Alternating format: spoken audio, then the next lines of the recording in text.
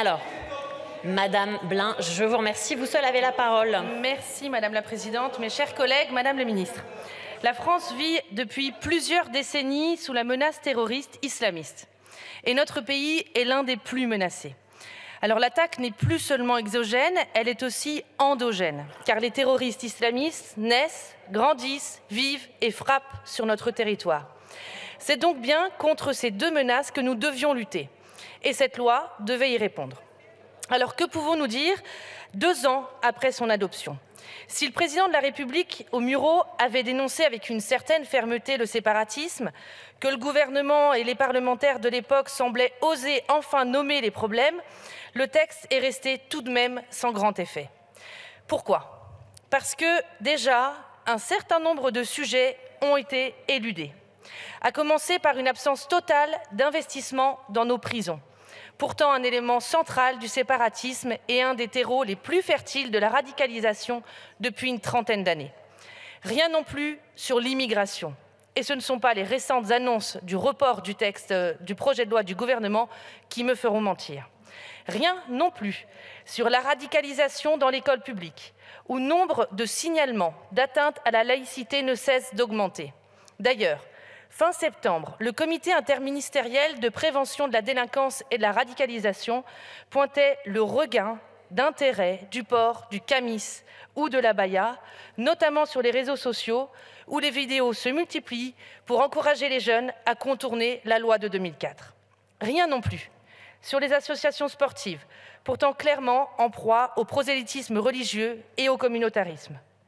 Madame la Ministre, dois-je vous rappeler ce flottement qui avait alors régné au sein du gouvernement l'an dernier lorsque nous avons évoqué dans cette enceinte l'interdiction du port du voile lors des compétitions sportives?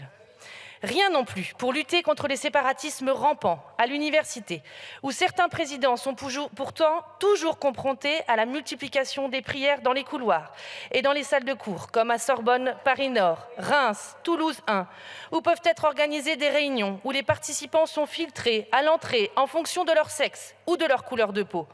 Il s'agit pourtant bien de séparatisme. Alors c'est peut-être pour cela que désormais on voit de plus en plus apparaître le terme de wokisme, terme plus enjôleur, plus politiquement correct et bien plus à la mode. Je crains, Madame la Ministre, qu'en réalité les objectifs n'aient pas été atteints, malgré un magnifique affichage. Ce sont pourtant de bonnes et de vaines paroles, même sur les moyens dédiés. C'est d'ailleurs sans doute pour cela que la presse a révélé ces derniers jours l'utilisation douteuse des subventions du fonds Marianne et l'absence de contrôle de l'utilisation de celles-ci.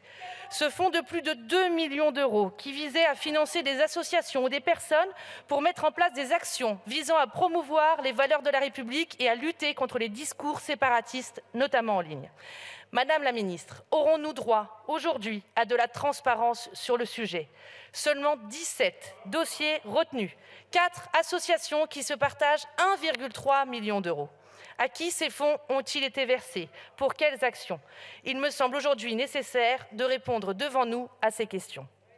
Et je ne peux évidemment pas terminer mon intervention sans évoquer devant vous le sacrifice des libertés individuelles et des libertés fondamentales qui a été imposé avec ce texte. Oui, je continue à dire, même 2 ans après, que le gouvernement a sacrifié la liberté d'éducation de nos familles en interdisant l'instruction en famille. Alors vous me rétorquerez que ce n'est pas une interdiction, c'est un régime d'autorisation.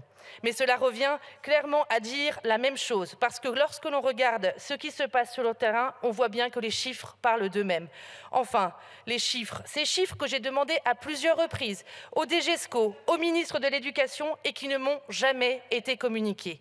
Alors peut-être, Madame la Ministre, réserverez-vous à la représentation nationale aujourd'hui la primeur de la publicité de ceux des rentrées scolaires depuis 2019. En tout état de cause, à la rentrée scolaire dernière, les refus d'autorisation ont été clairement pourtant prononcés en masse et de manière très inégalitaire sur le territoire. Le flou qui entoure l'efficacité de cette mesure démontre à l'évidence qu'elle était clairement éloignée de la cible.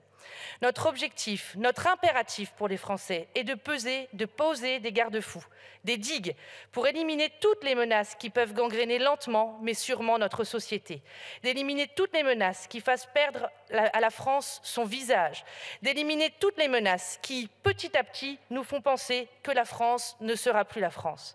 Vous n'avez pas le droit Madame la ministre, à l'erreur.